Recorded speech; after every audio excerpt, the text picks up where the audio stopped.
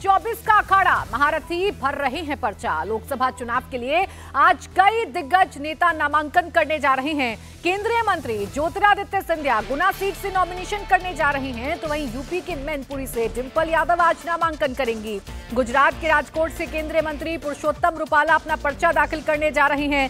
सिंधिया गुना seat से BJP उम्मीदवार हैं। ज्योतिरादित्य सिंधिया के नामांकन के दौरान सीएम मोहन यादव, पूर्व सीएम शिवराज सिंह चौहान मौजूद रहेंगे। मैनपुरी में आज डिंपल यादव का नामांकन है। डिंपल यादव नामांकन से पहले मैनपुरी में मेगा शो करेंगी। इस दौरान अखिलेश यादव भी मौजूद रहेंगे।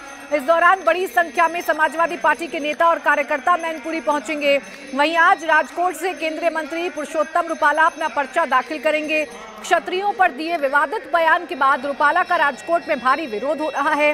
वहीं बीजेपी लगातार क्षत्रिय समाज के लोगों को मनाने में जुटी हुई है। क्षत्रिय समाज की नाराजगी लोकसभा चुनाव में बीजेपी को भारी ना पड़ जाए, इसलिए डैमेज कंट्रोल करने की कोशिश की जा रही है।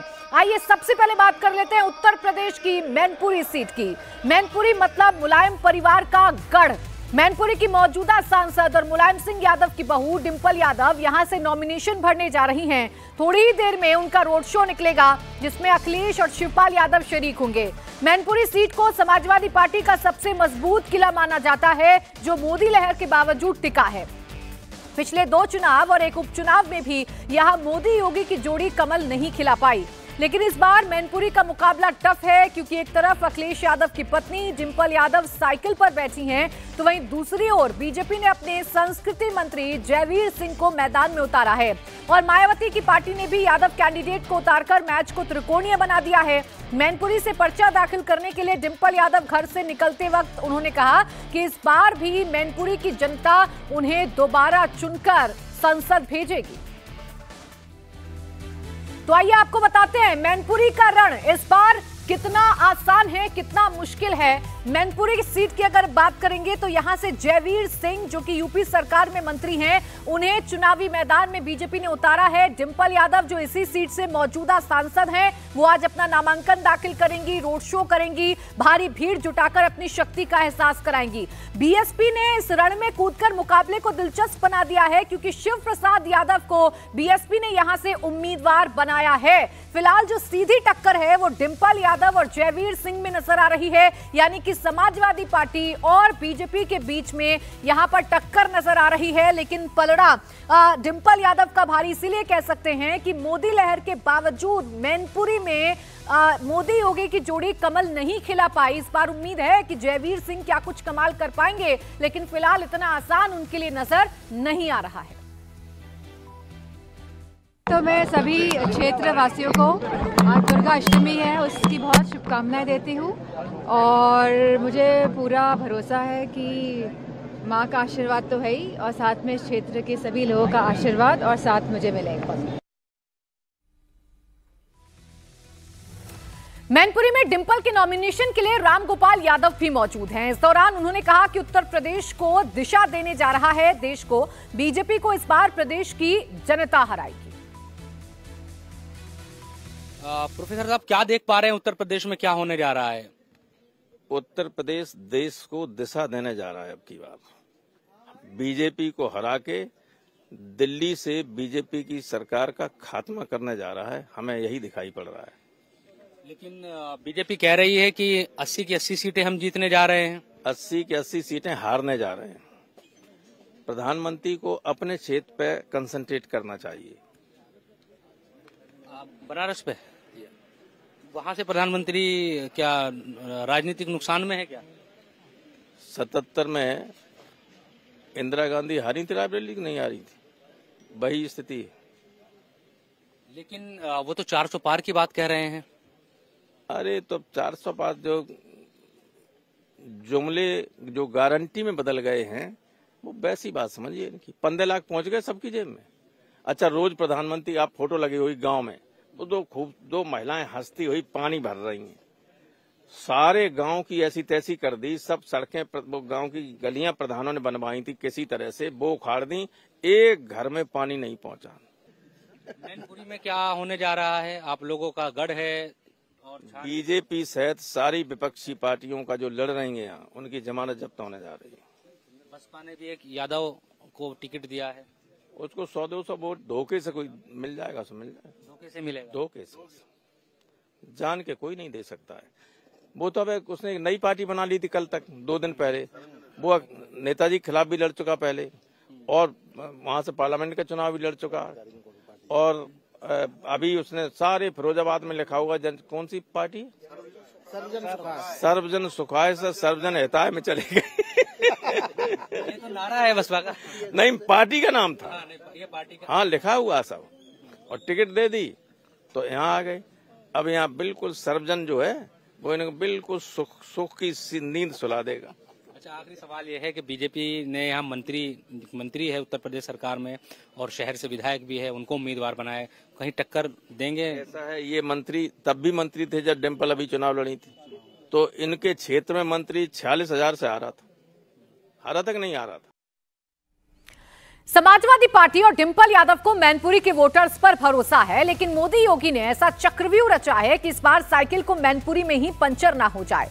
इसके लिए डिंपल यादव के खिलाफ योगी ने अपने संस्कृति मंत्री जयवीर सिंह को मैदान में उतारा है। एक तरफ एसपी की प्रत्याशी हैं, अखिलेश यादव की पत्नी है डिंपल यादव, मौजूदा सांसद हैं, मुलायम सिंह यादव की बहू हैं, मैनपुरी विरासत रही है मुलायम सिंह यादव की, और बहू डिंपल यादव इस विरासत को संजोने की कोशिश कर रही हैं, इसे समेटने की कोशिश कर रही हैं। वहीं बीजेपी ने मैदान में उतारा है योगी सरकार में मंत्री जयवीर सिंह को। ये मैनपुरी सदर से विधायक हैं, राजपूत जाति से आते हैं, और इनके जरिए राजपूत वोट बैंक को साधने की कोशिश की जा रही है, और इनके जरिए मैनपुरी में डिंपल यादव को टक्कर देने की कोशिश की जा रही है। लेकिन मुलायम परिवार या फिर अखिलेश यादव का पूरा परिवार आश्वस्त है कि इस गढ़ में मैनपुरी में डिंपल यादव को हराना बिल्कुल नामुमकिन है। क्या कुछ कहा बीजेपी की कैंडिडेट जयवीर सिंह ने अपनी इस उम्मीदवारी को लेकर, आइए वो भी आपको सुनवाते हैं।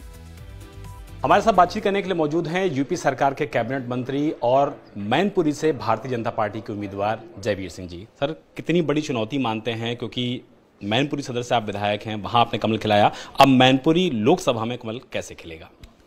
देखिए, पहले तो अपने भारतीय जनता पार्टी के शीर्ष नेतृत्व को बहुत बहुत बधाई, आभार और कृतज्ञता, जिन्होंने मैनपुरी जैसे समाजवादी पार्टी के किले को ढहाने का जिम्मा जयवीर सिंह जैसे एक कार्यकर्ता को दिया है। निश्चित रूप से उस पर खरा उतरने के लिए जी जान लगाने का काम करूंगा, और मुझे पूरा भरोसा है कि मैनपुरी के लोगों ने जिस तरीके से हमेशा जयवीर सिंह पर अपनी छत्र छाया और आशीर्वाद देने का काम किया, इस बार भी हमें आशीर्वाद मिलेगा, लोग साथ देंगे, कमल खिलेगा, भगवा लहराएगा, इसमें कोई मुझे संशय नहीं लगता है। अखिलेश यादव जी से सवाल पूछा गया आपकी उम्मीदवारी को लेकर के, तो उनका कहना था कि भाई पर्यटन मंत्री हैं, कब पर्यटन करने किसी और के साथ निकल जाएं पता नहीं लगेगा आप लोगों को, और उन्होंने पिछला चुनाव हमको जिताया था। आपका नाम सुनते ही थोड़ा भड़क जाते हैं अखिलेश जी। भड़कना ही चाहिए, स्वाभाविक है, क्योंकि उनके सगे रिश्तेदार संबंधी परिवार वालों को ही हम लोगों ने हरा हरा के सारे पद हासिल किए हैं। मैनपुरी में भी उन्हीं का चेला एक राजू यादव है, जिसको हरा करके हम लोग चुनाव जीत के मैनपुरी से आए। भड़कने का आदत है उनकी, तभी भड़कता आदमी, आप भी जानते हो कि जब कहीं कुछ होता है सामने। इसलिए मैं समझता हूं कि अब तब भड़केंगे जब 4 जून को परिणाम आएगा और उनकी डिंपल जी पहली बार मैनपुरी से अपना बोरी बिस्तर बांध के वापस रखने को आएंगी। मैं समझता हूं कि मैनपुरी जीतेगा, मैनपुरी में कमल खिलेगा, और इसमें कोई दो राय नहीं कि मैनपुरी व्यापक अंतर से हम लोग चुनाव जीतेंगे। जयवीर सिंह अपनी जीत को लेकर आश्वस्त नजर आ रहे हैं, तो इतना ही कॉन्फिडेंस डिंपल यादव में भी नजर आ रहा है। थोड़ी ही देर में मैनपुरी सीट से डिंपल यादव नॉमिनेशन करेंगी। पर्चा दाखिल करने से पहले डिंपल यादव मुलायम सिंह यादव की समाधि पर पहुंची, उनका आशीर्वाद लेने के लिए पहुंची डिंपल यादव। तस्वीरें हम आपको दिखा रहे हैं। थोड़ी देर में नॉमिनेशन फाइल करेंगी, और उससे पहले क्या है जनसमर्थन डिंपल यादव के साथ, कितने लोग डिंपल यादव के साथ हैं, या मैनपुरी में कितनी मजबूत है डिंपल यादव, पूरा का पूरा परिवार कितना मजबूत है, ये जरूर दिखाने की कोशिश मैनपुरी में डिंपल यादव की तरफ से की जाएगी, अखिलेश यादव की तरफ से की जाएगी। डिंपल यादव नॉमिनेशन फाइल करेंगी, उनके साथ अखिलेश यादव मौजूद रहेंगे, रामगोपाल यादव मौजूद रहेंगे, यानी कि पूरा का पूरा परिवार मौजूद रहेगा। और चूंकि मैनपुरी सीट मुलायम सिंह यादव की विरासत रही है, मैनपुरी सीट मुलायम सिंह यादव की सीट रही है, और उनके निधन के बाद ही जो उपचुनाव हुआ था, मैनपुरी से डिंपल यादव को मैदान में उतारा गया था। डिंपल यादव ने मुलायम सिंह यादव की विरासत पर वो कायम रही, उसे संजो कर रखा और मैनपुरी सीट को अपनी झोली में डाल लिया। एक बार फिर से उन्हीं को मैदान में उतारा गया है। डिंपल यादव कॉन्फिडेंट नजर आ रही हैं और सीधे तौर पर कह रही हैं कि इस बार कोई भी मुकाबला है नहीं। मैनपुरी में बीजेपी का कोई भी आप कह सकते हैं जन समर्थन नहीं है, बीजेपी के लिए कोई भी वोटर्स नहीं है, ये डिंपल यादव कहती हुई नजर आ रही हैं। लेकिन बीएसपी ने भी यादव उम्मीदवार को मैदान में उतारा है, तो क्या वोटर्स में छिटकाव होगा? क्या यादव वोट बैंक में कह सकते हैं आप सेंधमारी होगी? ये सबसे बड़ा सवाल है जो मैनपुरी को लेकर इस वक्त उठ रहा है। तो मैनपुरी में मायावती ने इस बार मुकाबले को त्रिकोणीय बना दिया है। आपको जानकारी दें कि मैनपुरी में सबसे ज्यादा 4.25 लाख यादव वोटर हैं, इसके बाद 3.25 लाख शाक्य बिरादरी के वोटर हैं, 1 लाख से ज्यादा दलित, लोधी और ब्राह्मण वोटर भी हैं। मायावती ने इस बार यहां से यादव उम्मीदवार को मैदान में उतारा है। अगर बीएसपी के शिव प्रसाद यादव वोट काटने में सफल हो जाते हैं तो मैनपुरी में डिंपल के लिए मुश्किलें बढ़ सकती हैं। कास्ट फैक्टर हमने आपको बताया, देखिए सबसे ज्यादा मैनपुरी में यादव वोट बैंक है, 4.25 लाख वोटर्स हैं यादव के, यानी कि यादव बाहुल्य सीट है और इसीलिए मुलायम परिवार का इस सीट पर दबदबा रहा है। इसके बाद आते हैं शाक्य, जिनकी संख्या 3,25,000 है, ब्राह्मणों की संख्या 1,10,000 है, दलितों की संख्या 1,20,000 है, लूदी की संख्या 1 लाख है, मुस्लिम की अगर आप बात करेंगे तो 55,000 मुस्लिम वोट बैंक भी इस सीट पर है। अब सबसे ज्यादा नजर यादव वोट बैंक पर है क्योंकि बीएसपी ने यादव उम्मीदवार को मैदान में उतार दिया है। अब क्या 4,25,000 वोटों में कोई बिखराव होता है? क्या यादव वोट काटने में बीएसपी के उम्मीदवार कामयाब रहते हैं? ये देखना दिलचस्प होगा, क्योंकि अगर ऐसा होता है तो मैनपुरी में डिंपल यादव के लिए मुश्किलें हो सकती हैं। इसी तरीके से एक और ऐसी सीट की बात करते हैं जो कि मध्य प्रदेश की सीट है, गुना, जहां से इस बार केंद्रीय मंत्री ज्योतिरादित्य सिंधिया को बीजेपी ने उम्मीदवार बनाया है। वो अपना नामांकन करने जा रहे हैं, नॉमिनेशन फाइल करने जा रहे हैं। नॉमिनेशन करने से पहले आज सिंधिया गुना के टेकरी सरकार मंदिर पहुंचे, जहां उन्होंने बजरंग बली की पूजा अर्चना की। आज नवरात्र की अष्टमी है और मंगलवार का भी दिन है, ऐसे में उन्होंने टेकरी सरकार मंदिर में हनुमान जी की आरती की। आपको जानकारी दे दें कि पिछली बार ज्योतिरादित्य सिंधिया गुना सीट हार गए थे, बीजेपी के केपी यादव ने उनको हराया था, जिसके बाद उन्होंने बीजेपी का दामन थाम लिया था और अब ज्योतिरादित्य सिंधिया के सामने कांग्रेस के प्रत्याशी हैं राव राघवेंद्र सिंह। अब देखना यह है कि ज्योतिरादित्य सिंधिया इस सीट से जीतते हैं तो कितने मार्जिन से जीतते हैं, क्योंकि फिलहाल जोर शोर से प्रचार प्रसार ज्योतिरादित्य सिंधिया और उनके परिवार की तरफ से किया जा रहा है। मध्य प्रदेश की सबसे चर्चित और हाई प्रोफाइल गुना लोकसभा सीट से अब केंद्रीय मंत्री ज्योतिरादित्य सिंधिया नामांकन भरने जा रहे हैं। ये गुना सीट कांग्रेस का गढ़ कही जाती रही है, लेकिन इस बार बीजेपी से मैदान में है, चुनावी मैदान में ज्योतिरादित्य सिंधिया, और यहाँ पर गुना के हनुमान मंदिर, हनुमान टेकरी पर आए हैं। सबसे पहले हनुमान जी का सिर नवाकर आशीर्वाद मांगेंगे जीत के लिए, जो जीत 2019 के चुनाव में उनसे दूर चली गई थी, इस बार उन्हें जीत मिले, इसी कामना के साथ सबसे पहले पहुंचे हैं गुना के हनुमान मंदिर में। तस्वीरें देख रहे हैं, यहाँ के पश्चात सीधे जाएंगे शिवपुरी, जहां पर रोड शो के तौर पर उनका ये पूरा जुलूस काफिला जो है वो निकलेगा और वहां पर उनके साथ मध्य प्रदेश के मुख्यमंत्री डॉक्टर मोहन यादव, पूर्व मुख्यमंत्री शिवराज सिंह चौहान समेत बीजेपी के प्रदेश अध्यक्ष भी मौजूद रहेंगे। तो तस्वीरें देख सकते हैं, ये गुना शिवपुरी, ये जो सिंधियाज हैं, सिंधियाज का गढ़ कहा जाता है। 19 में से 14 बार तकरीबन यहाँ पर सिंधिया फैमिली चुनकर आती रही है। 6 बार राजमाता सिंधिया, इसके बाद 4 बार माधवराव सिंधिया यहाँ से सांसद चुने जाते रहे इसी सीट से, और 4 बार ज्योतिरादित्य सिंधिया को इसी सीट ने जिताकर दिल्ली संसद में भेजा, जहां से वो कांग्रेस की सरकार में मंत्री भी बने, सिवाय उस एक बार 2019 के, जब उन्हें अपने ही शिष्य कहे जाने वाले डॉक्टर केपी यादव, जो उनके साथ कभी कांग्रेस में रहा करते थे, उन्हें छोड़कर बीजेपी गए और अब देखिए, गुना सीट की अगर आप बात करेंगे तो गुना सीट सिंधिया परिवार का गढ़ मानी जाती है, लेकिन 2019 के चुनाव में ज्योतिरादित्य सिंधिया अपने गढ़ को बचाने में कामयाब नहीं रहे थे। उन्हें हार का सामना करना पड़ा था। तब ज्योतिरादित्य सिंधिया कांग्रेस में थे और उन्हें बीजेपी के केपी यादव ने लोकसभा चुनाव में पटकनी दी थी।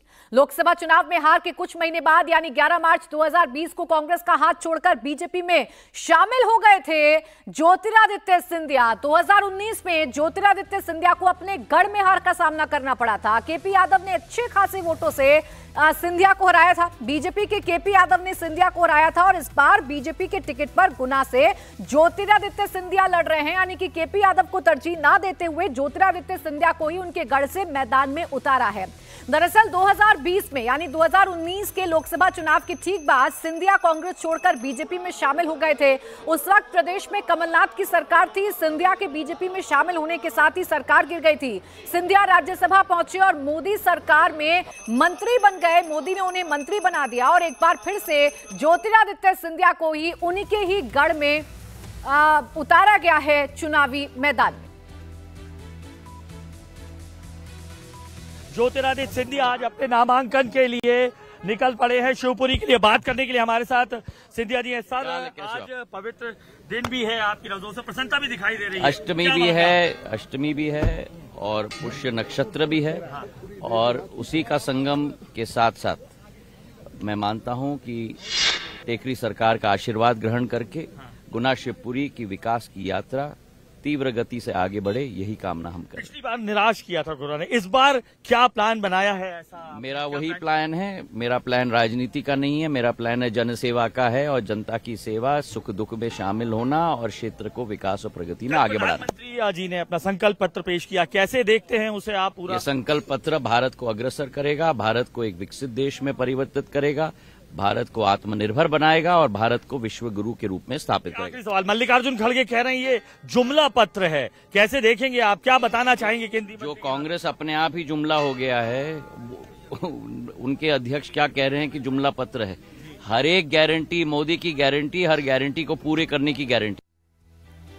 ज्योतिरादित्य सिंधिया अपनी जीत को लेकर आश्वस्त नजर आ रहे हैं, कांग्रेस पर भी हमला बोल रहे हैं। ऐसे ही एक और दिग्गज हैं जो आज गुजरात से अपना नामांकन दाखिल करेंगे, जो अपने बयानों की वजह से काफी चर्चाओं में रहे इन दिनों।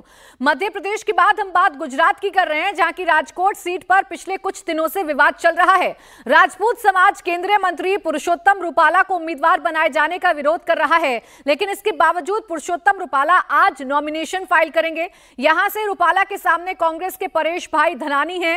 ये पाटीदार बाहुल सीट है, बीजेपी का गढ़ मानी जाती है, इसीलिए कांग्रेस ने पाटीदार समुदाय से आने वाले पूर्व विधायक परेश धनानी को प्रत्याशी बनाया। रूपाला और धनानी पड़ोसी अमरेली जिले से ताल्लुक रखते हैं और 3 बार के राज्यसभा सदस्य। रूपाला पहली बार लोकसभा चुनाव लड़ रहे हैं, लेकिन क्षेत्रियों को लेकर दिए गए अपने बयानों को लेकर, क्षत्रिय समाज को लेकर दिए गए अपने बयानों को लेकर रूपाला चर्चाओं में रहते हैं और उन्हें काफी नुकसान का सामना भी करना पड़ रहा है। बीजेपी हालांकि डैमेज कंट्रोल करने की कोशिश कर रही है।